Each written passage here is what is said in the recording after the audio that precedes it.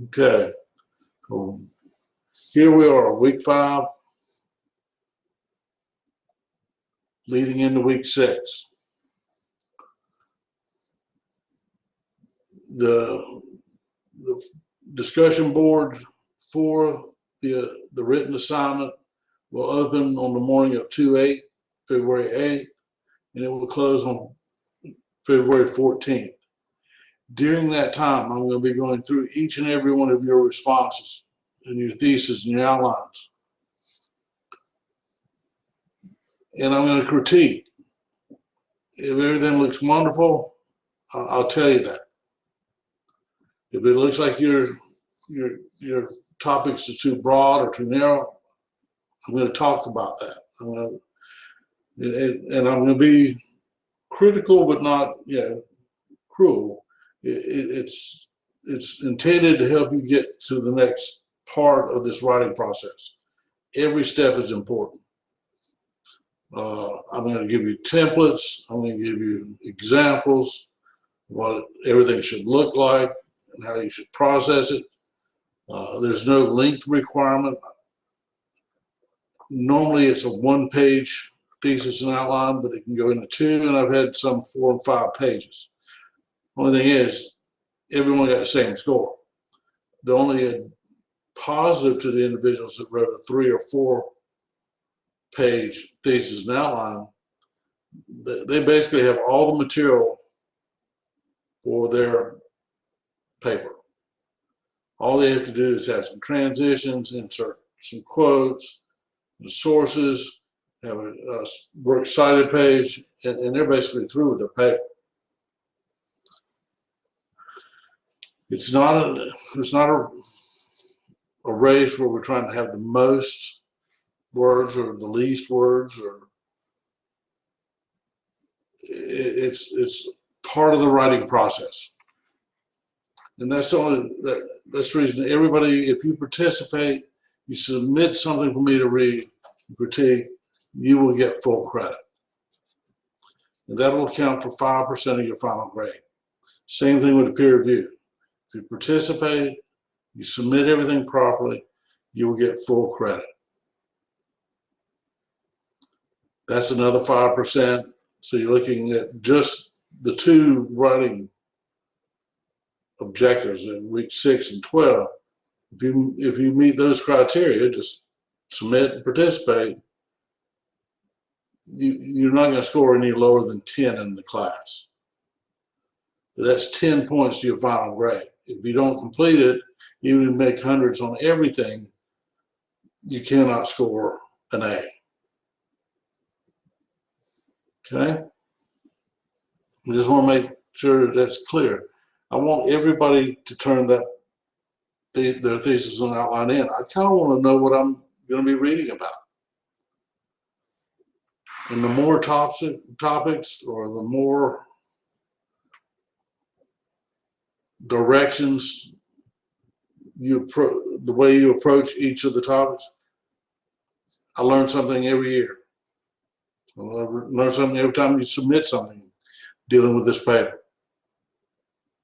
Now, sometimes I'll go research and find out where that material is at.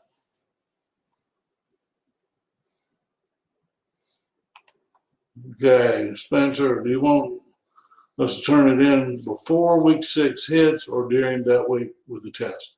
It is to be submitted no earlier than the 8th, because I'm going to have a discussion board opened up just for the thesis and outline, and it needs to be in, like it says in the instructions, it needs to be in there before the 14th. And you need to go back and forth and look at it to see if I've asked any questions or made any comments. And if you have questions about what I said or what I didn't say, we can continue on that thread. Okay? If you want to see how everything works, that's the reason I have it all open. You can look at somebody else's thesis and outline, the comments I made about theirs. And, since everybody's making either 100 or 0, if it's not there, it's 0, but at least you'll know what's going on. and you can see some other topics, some additional approaches that are taken on different, even if you have the same topic. Okay, because you could write about the death penalty, the federal death penalty, state North Carolina death penalty. Somebody could write about being for it, someone can be against it morally, but you can also be against it economically as well. So this is where we're going to try to get everything done today. We want to make sure everybody's ready to submit that paperwork. We'll be posting a couple of PowerPoints for you. Been put together. Research for beginners, there's no subtitle on it. Talking about sourcing materials, how to get started. It doesn't, you may see some discussion that comes from Wikipedia. Wikipedia I don't count as a source. If you use it, I do not count it.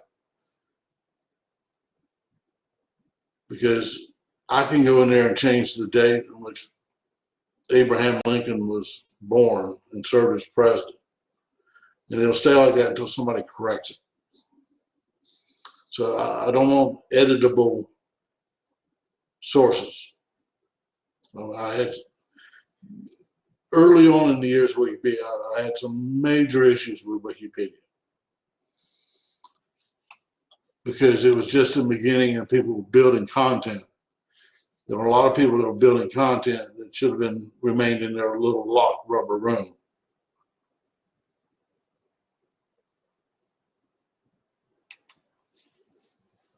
So let's just search for something.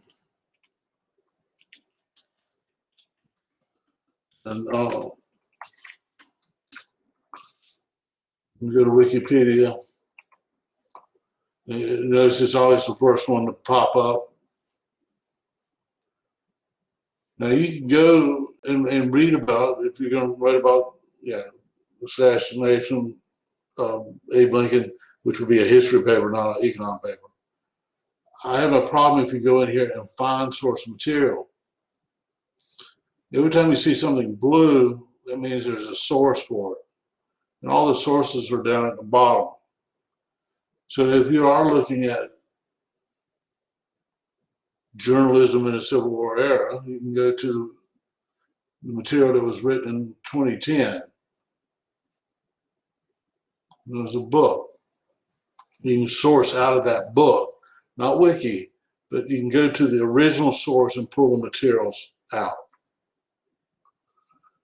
Now, Nicholas wanted to know what the paper was on. It's anything. Everything is economic, everything. Now, what we're focusing on is policy analysis.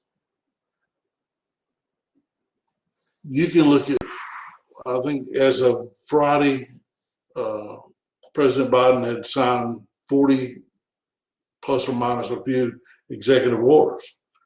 Don't know what all of them were for, but I know one of them was to stop the Keystone Pipeline. You can write about the economic impact of stopping the production of the Keystone Pipeline, or you can look at the social benefits of stopping economic activity on the Keystone Pipeline. There was some discussion, one from the climate czar, John Kerry, last week, that the individuals that are building a pipeline, they just need to, there are going to be new jobs available for them to build solar panels. So you could get into that debate. The state of North Carolina, look at the COVID testing and vaccine deliveries. You can look at, was it right or wrong to turn over the vaccination policies to the individual counties versus have a state policy, or you go federal? Should it be federal versus state? Would the increase in minimum wage be too broad a topic? It is broad, but if you focus on a certain industry and in a certain group, and we're going to talk about that on Wednesday. One of the major groups that will be affected by that, because that is one of the things they're looking at in Washington, D.C. is increasing minimum wage. We're still dealing with high unemployment due to the COVID. It has nothing to do with policy that occurred in the last year. It's all COVID related. We look at teen suicides. There's a big debate now about are having the schools closed having an adverse effect on the students, which can be seen in increased suicide rates or increased medication or emotional issues, with teens and kindergarten all the way up to college, I would imagine, are having issues with this, some more than others. So there's tons of policies you can write about. If I just go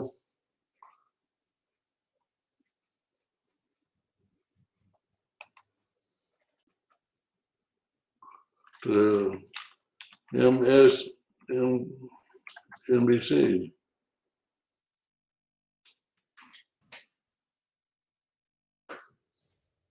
look at all the things we write about. Now there's some COVID response things that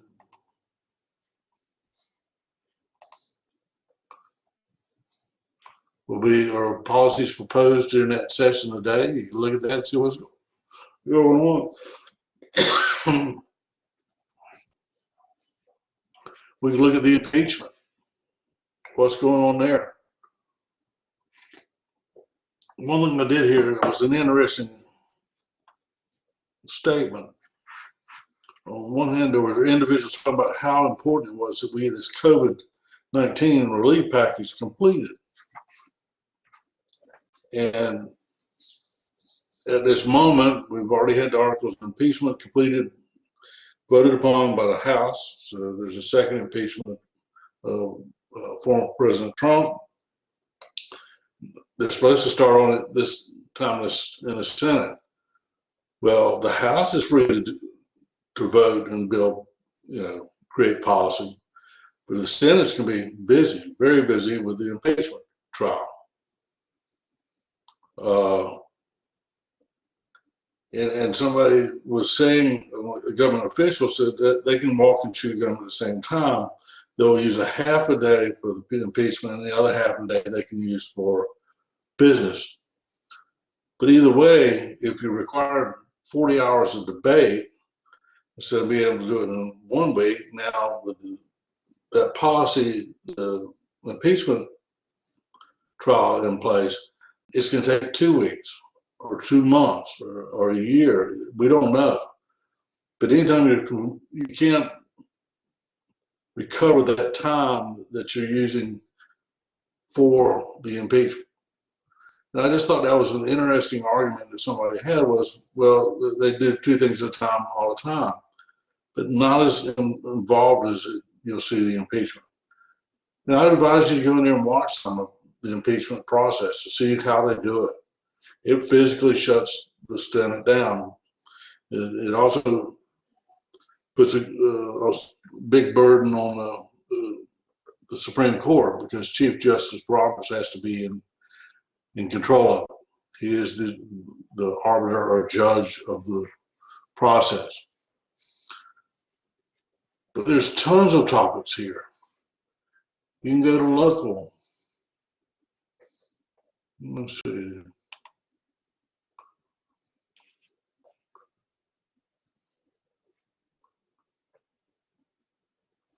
We see this.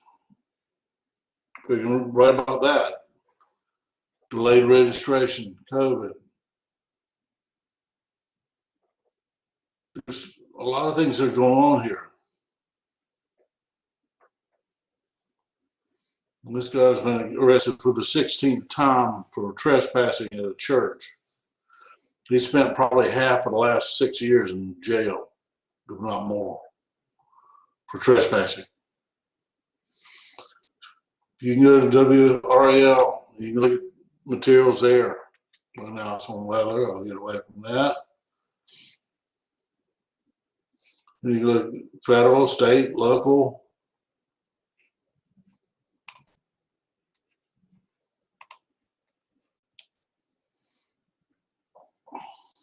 You can look at different local news. Like I said, everything can be, economics goes in somewhere, even if it's just based on satisfaction and utility. I prefer with your policy analysis to be a little more quantitative and qualitative, but that's not always necessary. If I think it requires data and more data, I'll tell you. If I think you're on good track and it's going to be more qualitative than quantitative, I'll let you know. I'll let you know. Okay, Caitlin, anything related to the news? Absolutely. But I'd like to see a policy. And the policy can be, your POA can require you to cut your grass at 3 inches instead of 2.5. That's a policy. They can require everybody to build a fence of a certain type. I know where I'm at, you used to be able to put up a fence, all you had to do is stay a foot off of the property line of your neighbor. Now they make you survey your property before you build a fence, and the fence has to be included in the site drawings. So it took building a fence from about a $2,000 expense to about a $4,000 to $5,000 expense. So we can get policies from anywhere, absolutely anywhere. Any questions so far, or just on the paper itself?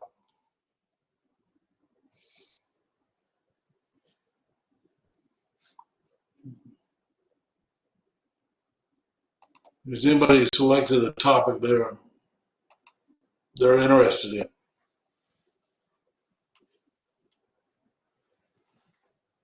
What are you looking at, Spencer?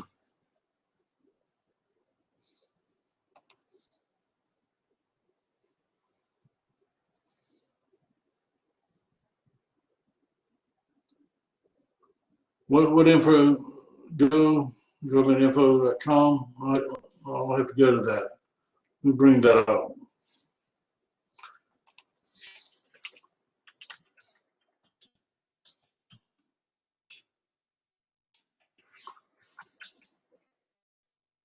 .gov. I have to be careful with that.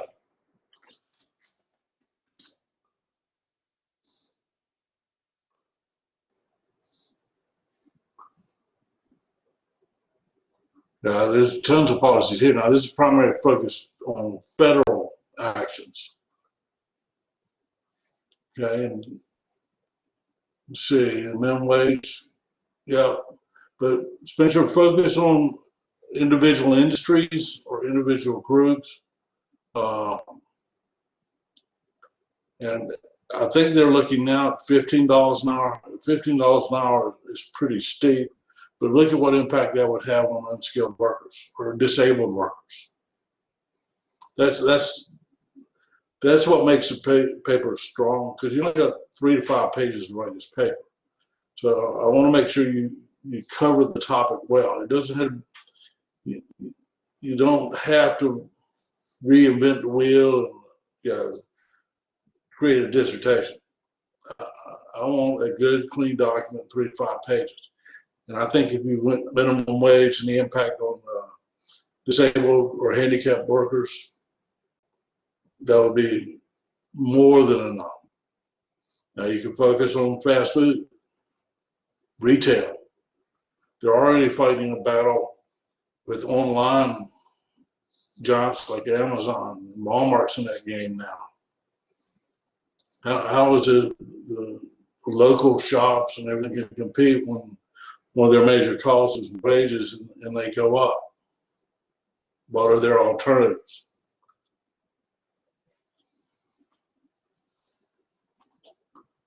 The climate accord, What part of it, Brittany?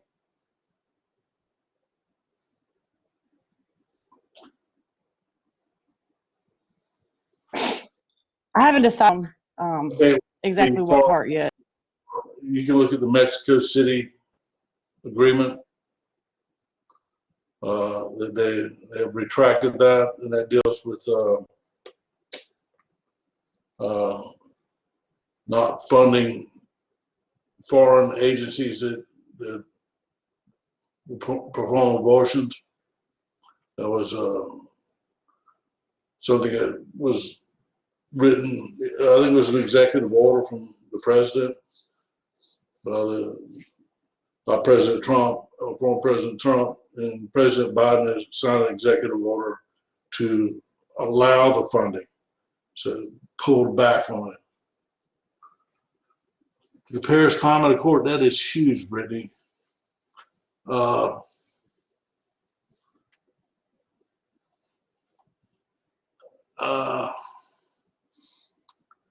You can look at the impact on the U.S. of re-entering the Paris Climate Accord, or the cost to the U.S. for re-entering the policy accord.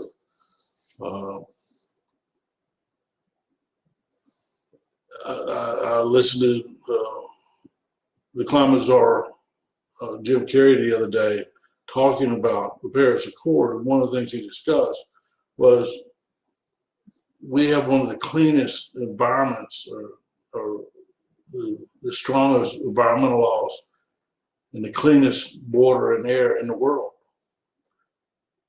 And we're at a point now that we can keep spending money all we want, but we're not going to see much change, additional change in the cleanliness and safety of what we have, our natural resources. It looks like Eddie made a comment that all the pollution we're dealing with now is not internal. We're now having to deal with everybody else's pollution.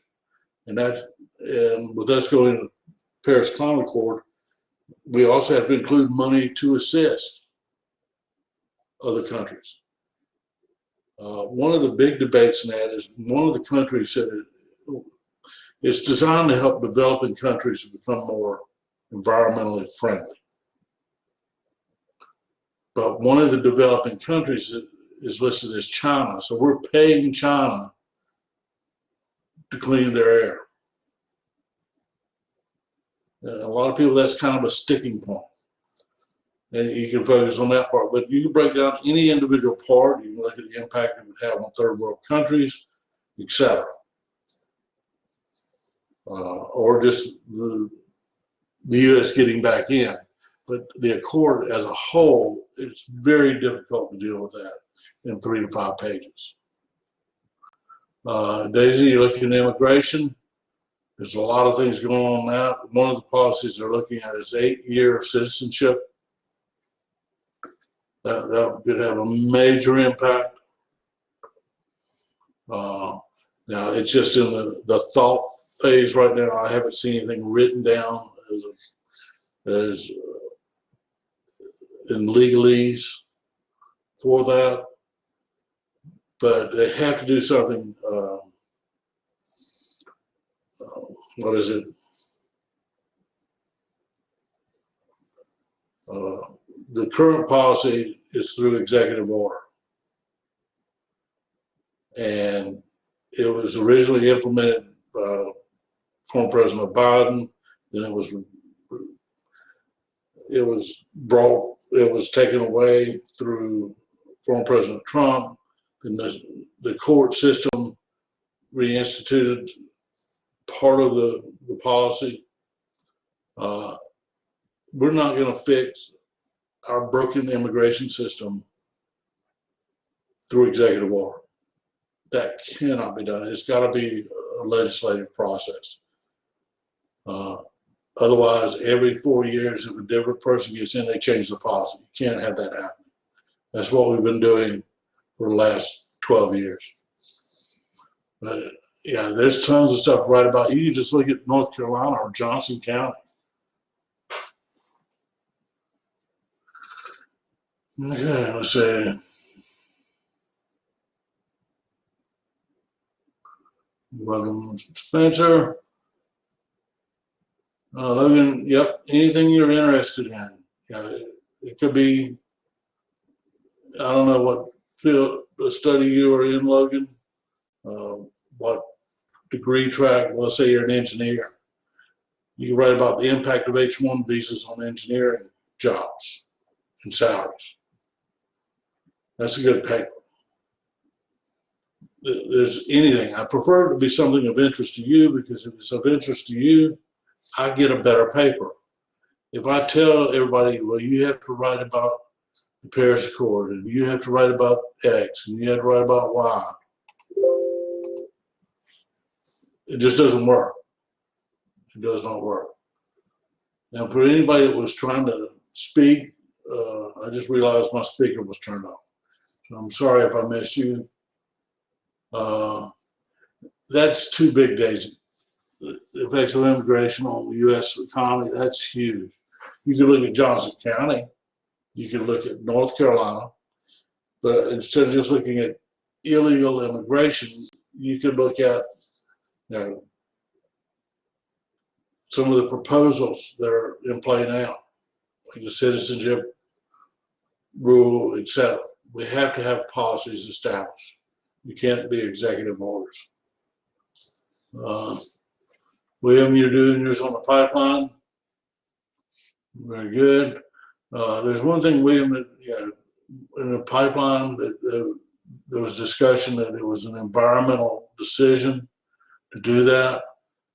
But the only problem with that argument is Canada is very, very strict on the construction of pipelines and anything that moves hazardous materials, and they've already built their section.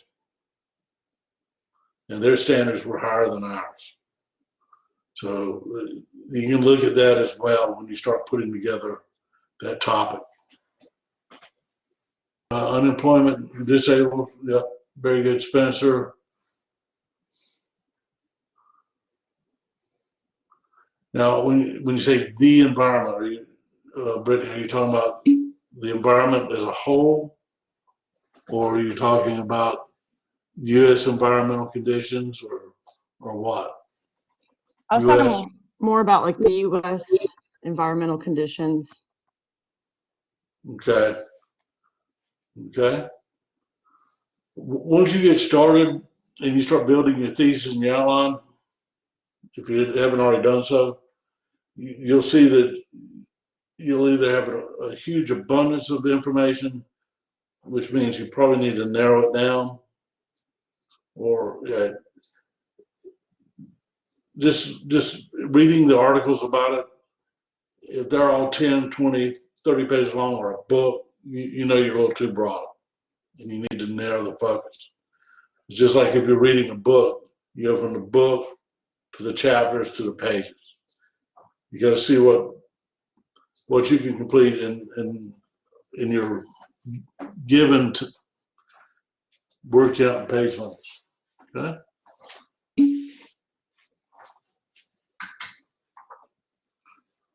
Oh, COVID on small businesses. That's huge. Maybe a little broad. Dominic may want to focus on a given industry. It could be on the fashion industry, fast food industry. I keep hearing of these franchise chains that are declaring bankruptcy. So there's a lot of things going on when you're talking about business and small business.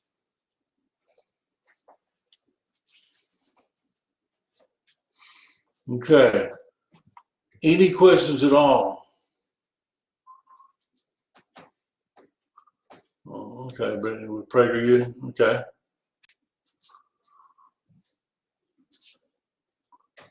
And like I said in the very beginning, it doesn't matter whether I agree with your outcomes or positions or not. I'm going to base your paper on it's a holistic approach. I'm looking at your paper to make sure you cover the topic and support it well. Now, if you like, if you write a paper about animal testing and only sources you have are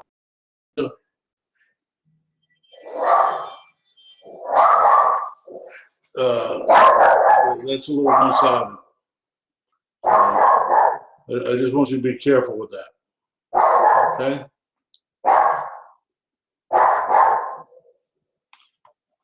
All right. Next thing I want to look at. Everybody can see this side here. That's the one that Brittany posted earlier. You can go back to that. But like I said, this is just federal. You can probably find similar things in state government. You can also go to the Federal Register. The Federal Register it has all the policies that are being created through all the agencies. You go to the Federal Register.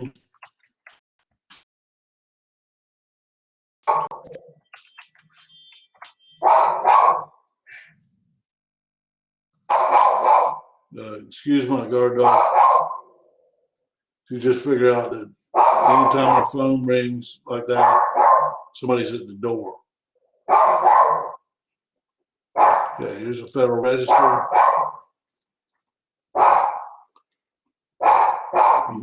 We see 89 notices, 2 presidential documents.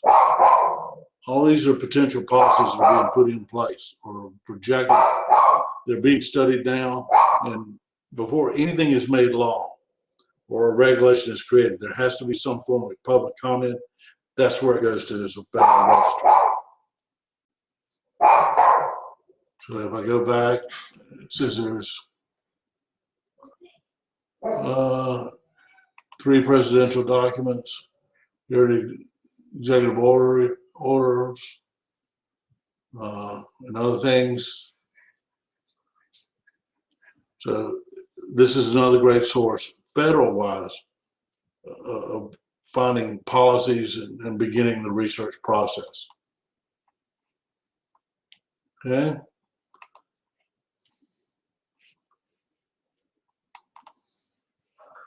I want to go from that back to this page, right? Policy analysis documents.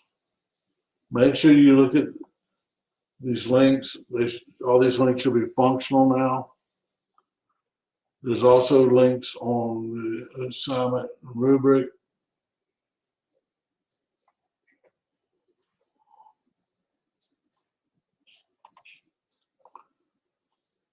These links should all be functional now. If not, let me know. I'll fix them. I just want to make sure you have something ready on Monday, and then no later than the end of the week, because I really like to get everything done within that 1 week period. Because I don't want to go in there, for the next 3 weeks, picking up ones that came in late. And I'm not going to post any grades until what is the last day to do it? Was it 18th?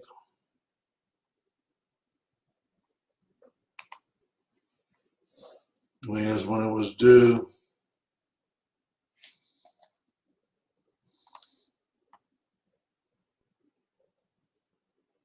It was on the 8th and closes on the 14th. So definitely get it in during that time frame. Well, Caitlin, the Planned Parenthood losing government funding, that has already been reversed. That has been changed. That was one of the original, one of those 40 executive orders. And you can write about the role of executive orders. It eliminates the need for Congress. Because if all you can do is legislate with executive orders, you don't need any laws in place. Then somebody's going to sue and take it to the Supreme Court and ask, was this the intent of executive orders? Were they intended to give the president unwielding power to do anything they want? So this is a debate we're eventually going to have to get into. And it's going to end up in the Supreme Court. All right.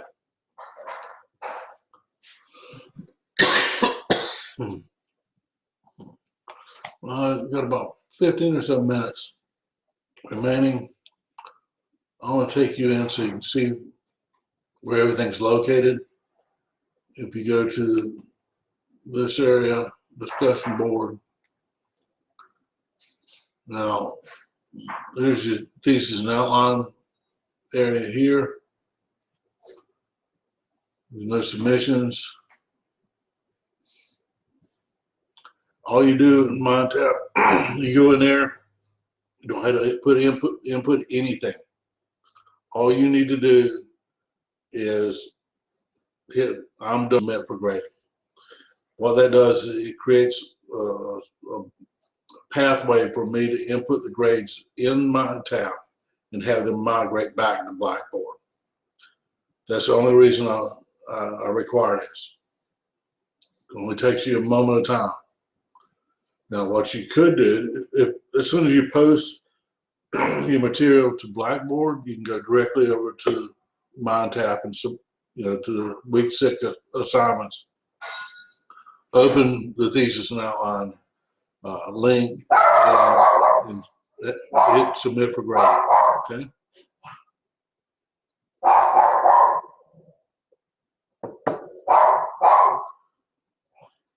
Exactly. Everything's gonna go in here. This is where I'll make all the comments. Right now, you can see it should be empty and it's ready for you. Okay.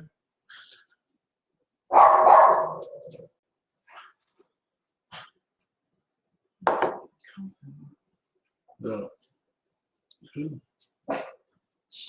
right. What I'm gonna do now, I want to go back to enrollment verification quiz.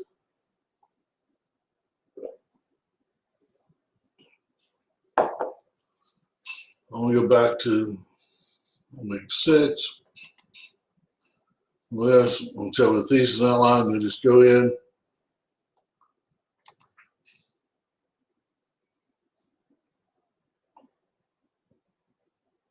So it brings it up.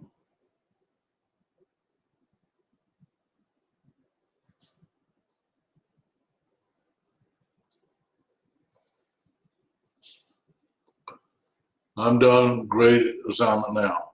That's all you need to do. That's automatically going to open up the space in MindTap for me to post your grade. Like I said, it's all or nothing.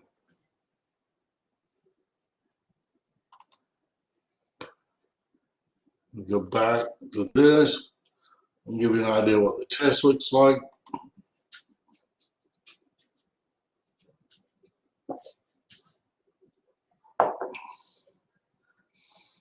I did click it, I believe.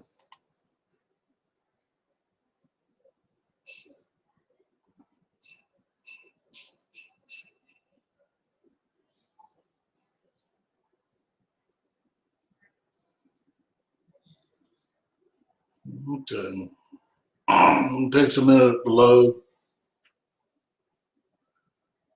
Gives you a little instruction. You have 2 hours to take it. Start the test. And this is what you'll see.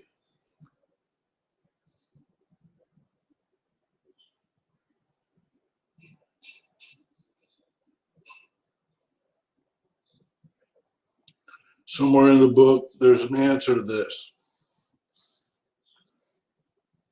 You see, it's quantitative, not qualitative. The demand curve is very elastic. The supply curve is very inelastic in the market. Then the sellers will bear a greater portion of, just draw it out. See if I can draw it out on this page.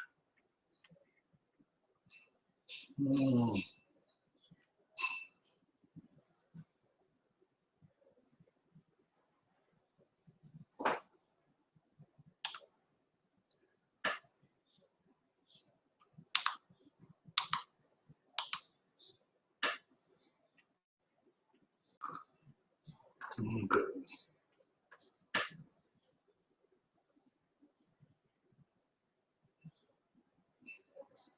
Okay, it's want to take me to another site. Okay. Just draw it out. It should give you an idea. Let's see. It's the whiteboard.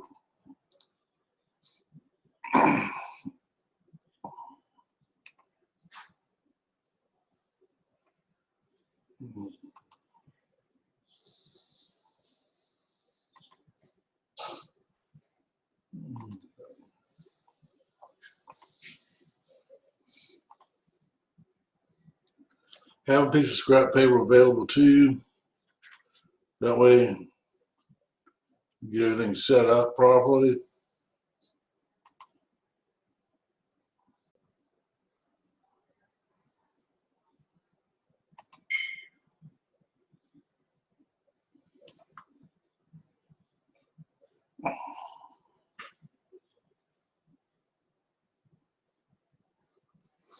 I'll get it to erase the whole thing.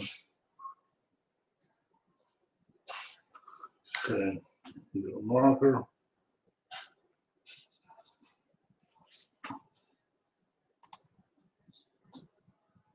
Remember, it said the elastic demand curve, inelastic supply curve. Q and P. It says we have an elastic demand curve, very elastic, and an inelastic supply curve. So what we see happening, they'll say this is the price, this is the quantity. It says the price goes up.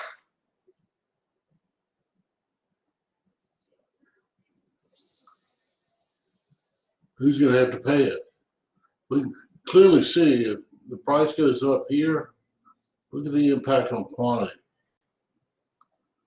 The consumer is not going to pay it.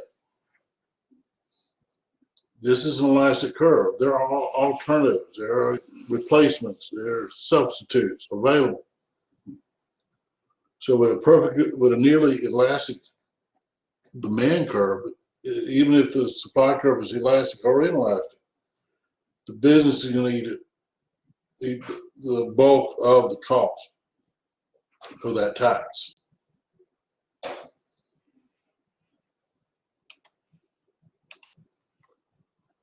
So when you see test one,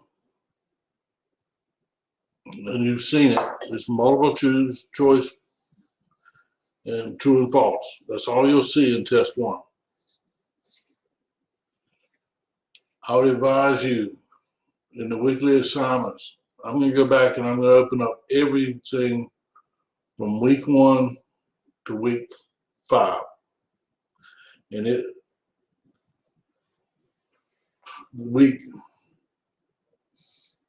chapters 1 through 6 will remain open until halfway through the testing period. That way you can start using it as a resource today. I'm going to go ahead and I should have all of the materials open for all the classes by Tuesday night. Today is the 1st. So I should have all of them open by the 2nd. They will remain open until the 10th, 11:59. Okay? So everything's going to be open to you. You can go back and look at the practice tests, video walkthroughs. You've got all the PowerPoints and the present lecture notes. You have all those available to you. course, PowerPoint and lecture notes.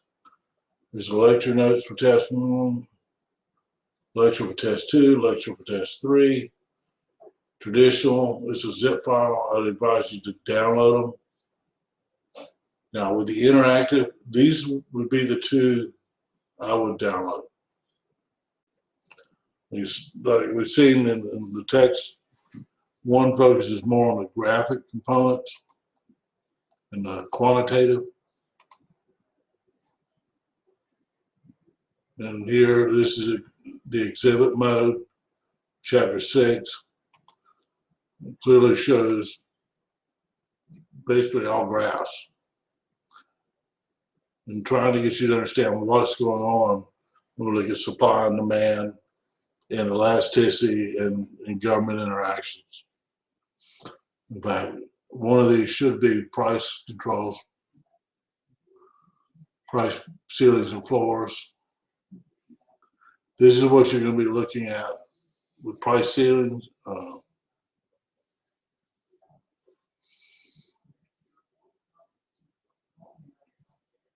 You have a lot of people wanting to work at minimum wage of 15, but there's not going to be the demand for them. So you have a surplus of workers that are not working. I thought they had minimum wage. And yeah, this is one where they talk about binding minimum wage, binding and non-binding.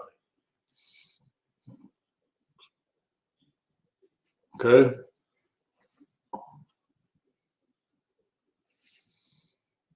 Questions?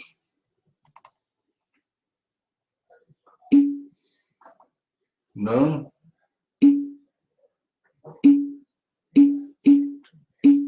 Okay. Everybody else good?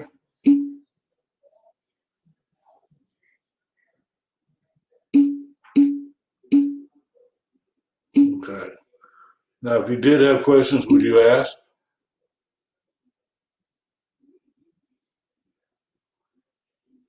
Oh, that's a yes. But everything's here for you. You just need to take the time and prepare for the test. Let's say you take the test, you have 2 attempts. At the end of each attempt, you have feedback. It's immediate feedback, and I go through and tell you which ones you missed. You have feedback on how to select the correct answer, what you should have included in the process of selecting the correct answer. So the feedback should be immediate. I put it that way because I know that if you pull up the next test, it's going to be different due to algorithms and everything else. But I want everybody to make hundreds. It's easy to write just A. And if you put in all the effort, you should be able to post good scores. I do not like posting F's and D's. But I'll do whatever you do. I'll put in the same effort. If you get into test 1 and you have questions, don't stop. Keep going. Finish the test. And I mean a valid attempt. Don't just go through and select A's and B's or C's or D's or trues or false. Because I'll see that. Yes, it will take the highest grade on both attempts. The same thing with your homework. It takes your highest score on homework. Okay? But if you score a 50 and then you turn around and you post a score of 50, and I can see exactly how long and when you start and how much time you spend on these questions, because I've got all those analytics available to me.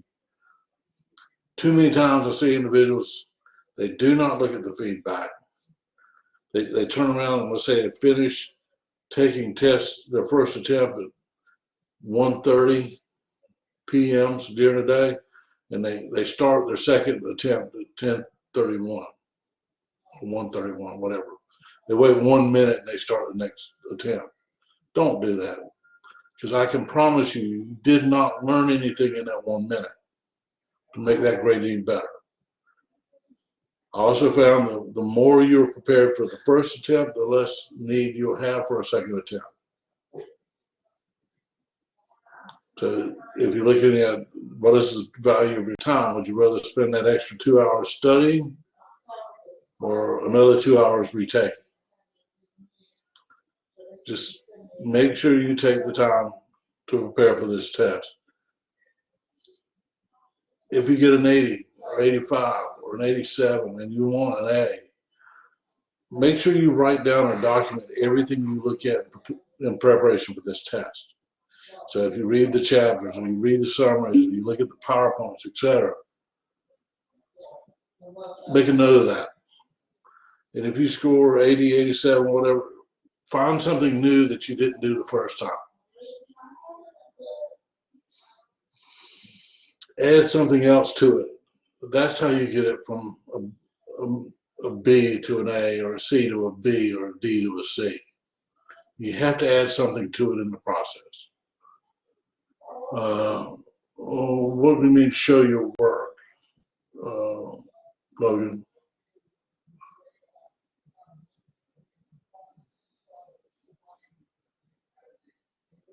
I don't think, for this testing, there's no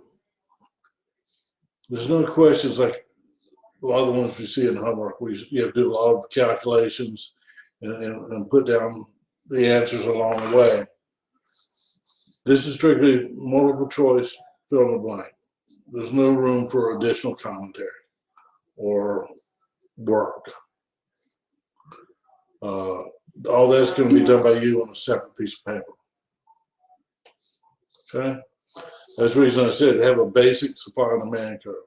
Have a basic production possibility curve. Have one that shows price ceilings and price floors, those type things. Okay? I would to the PowerPoint, the interactive PowerPoints. You don't have to print that first summary type questions that's in brown, but I would definitely go to the back end of the PowerPoint and print out those pages where it says the chapter in a nutshell. It can be 2 slides, 3 slides, whatever. Okay?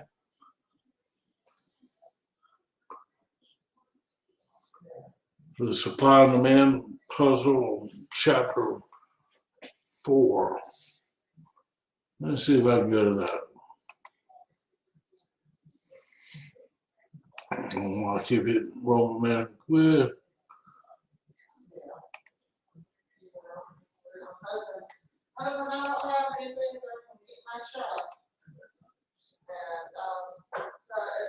Let's see if it'll bring it up for me.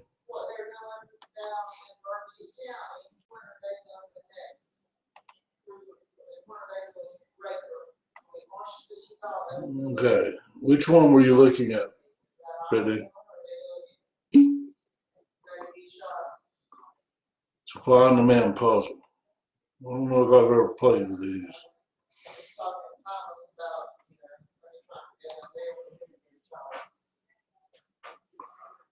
Okay, and then debating the cause of the price increase. Some students suggest price of dough, which will be an input. That'd be a supply shift. That means decrease in demand would cause it. And that's what they show right here. With these puzzles, it sounds like what they're trying to do. Let's see, they'll give you a scenario. Said group of students attributes increase in student enrollment. So now you would see an increase in demand to the right. Because remember, let's go back to the determinants of supply and demand, or the shifters of supply and demand. If I go to, let me go to my PowerPoint.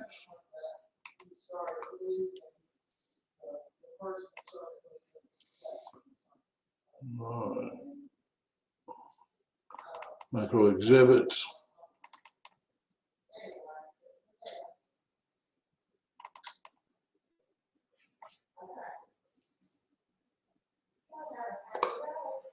Here are the market forces.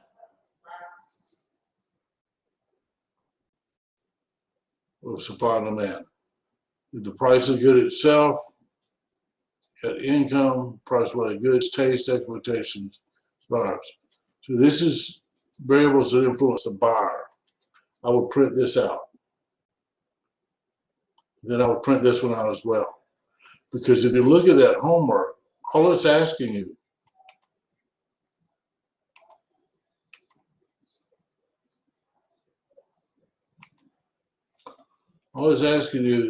it gives you this, increase in student enrollment. That would be population.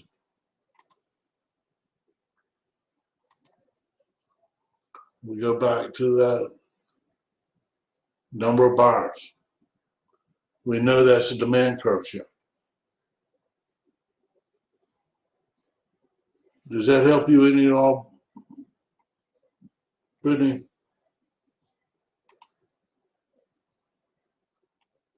If that helps. I had a question. It was more like the worded questions. I think on like 14, that's where I was like getting confused on. I got the graphs correct. I just a changing in demand. So these, suppose that both events you have analyzed are probably responsible for the increase in price of pieces. Visual analysis of the explanations.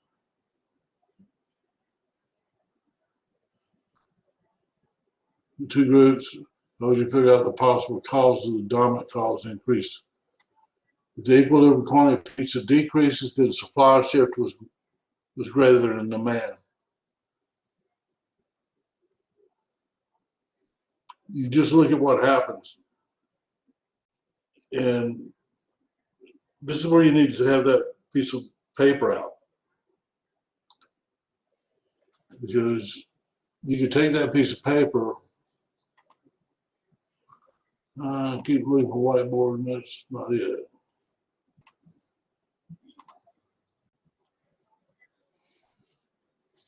I'll put my pen. Because all they're doing is they're showing us, this is pizza, there's demand, there's supply. Here's our equilibrium. If there was a huge increase in the price of flour, we would see a situation like this. We'll see supply will go down, quantity go down, price would go up. Now, if we saw an increase in demand, we would see a slight price increase, but this is the one where we see the most significant changes right here, the supply. Just draw it out and you can see what's happening. This is where most of the change comes about. Look at the distance here. The change in price is greater for the quantity shift than the price increase. Okay? Because if we had the price increase for just the demand, you're right there. So the quantity, the supply shift was greater than the demand shift. So you just need to draw it out.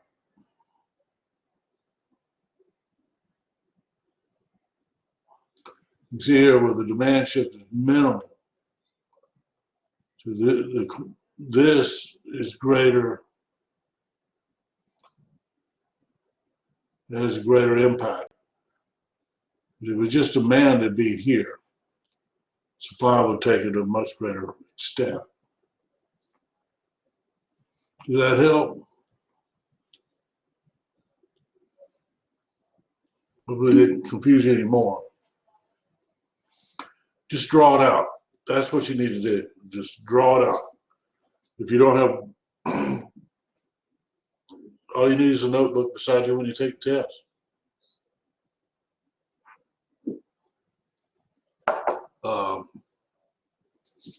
It is open book. It's open notes, open computer, of course. If you have a tablet, you have the test running on one computer and have your textbook, the notes on the other computer, on the tablet. If you run multiple monitors, you can do that as well. All those will help. It doesn't, if you don't have those, it just means you need to print some stuff out.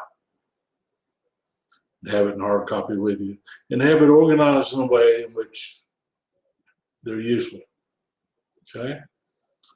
Because if you look at the chapters, let's go back to week 4. Some more materials for week 4.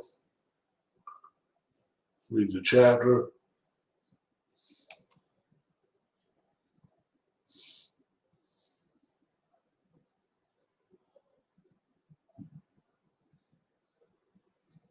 I did open it, I believe.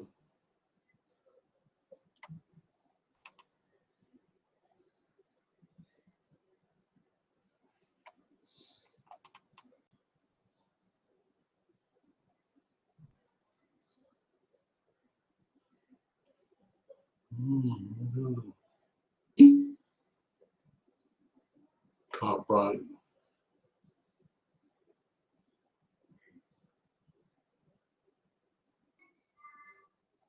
It's the tab, the Mind tab.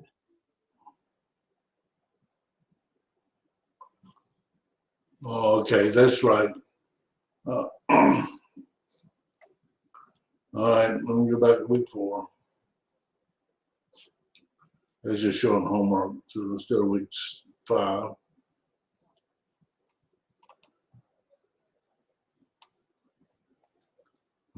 Chapter here. We go to the chapter, interactive book.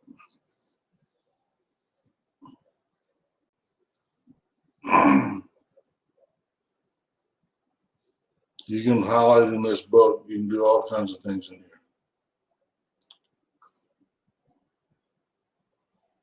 Key concepts, chapter in a nutshell.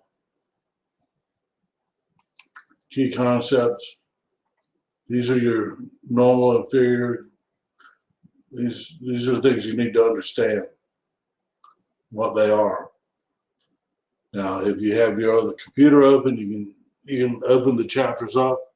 You should clearly be able to tell where each question comes from, whether it's chapter 1 or chapter 6. Now, if you know what the titles are for each chapter, you can easily go to those chapters and go to these different tools. There won't be a question asking you to define complements. It'll throw some goods out there and ask you if they're complements or substitutes. Or it may say if the price of one goes up, the demand for the other goes down. That means they're complements.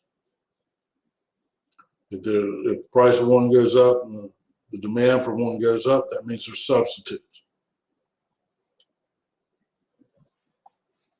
That's what you need to know. It is how they direct, what impact does the price have on those goods. They'll tell you whether they're normal and inferior, or increased income, decreased income, substitutes, complements, etc. Make use of all of these tools. You've got these individual videos here. You can open them up, watch them. What I would do is, if you struggle on the test, look at the ones you missed, figure out which chapter they come from, go back to the chapter and watch the video on it. Equilibrium, right? It means that's where quantity supplied equals quantity demanded. Okay. So if you don't understand that, go back. Look at the videos. Look at anything in the chapters, because they're well defined. Once you open those chapters up and the support materials, everything is labeled. So you should easily be able to go and find the correct answer or find something that helped you to understand it better. Okay? Let's say you score 60, there's about 10 or 12 topics you had issues with. One, determine which chapter it came from, and then go find them. Reading the explanation is not necessarily going to teach you how to understand it. It's going to explain the correct answer and how you get to the correct answer. It doesn't explain the concept of theory. Sometimes you just have to go back to the chapter and find it. That's how you improve your scores. There's no wild math involved here. Basic multiplication, division, adding, subtracting. That's it. Even in chapter 5 with elasticity, if you break it down to the simplest form, you're looking for the change divided by the midpoint of Q and the change in the midpoint of X. Or it'd be the change in midpoint for X divided by the change in the midpoint for Y. That'll give you elasticity. Okay. Any questions? Comments?